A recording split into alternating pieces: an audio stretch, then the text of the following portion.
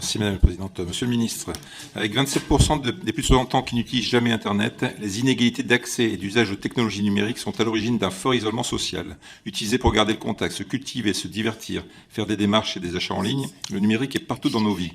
Il est aussi devenu incontournable pour se soigner. Prise de rendez-vous en ligne, téléconsultation, partage de données médicales. Par ailleurs, il existe de plus en plus d'objets connectés.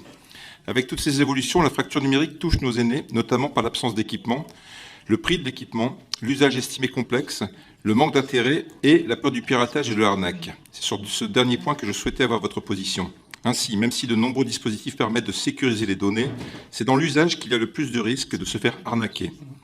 Je pense notamment à cette personne qui a été dupée lors d'un appel téléphonique par un pseudo-agent bancaire qui a réussi à lui soutirer les données de son compte.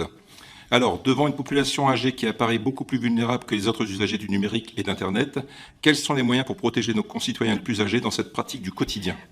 À la question de monsieur le député Philippe Fay, simplement dire que l'une des mesures qui sera portée dans le projet de loi présenté demain, c'est le filtre anti-arnaque, un dispositif auquel le président de la République s'était engagé. C'est un dispositif simple et gratuit qui filtrera préventivement les adresses des sites clairement identifiés comme étant malveillants et évitera que, justement, les personnes les plus vulnérables, et en particulier les plus fragiles, les plus éloignées du numérique, se fassent avoir par un faux SMS de la banque, de l'assurance maladie ou du compte personnel de formation.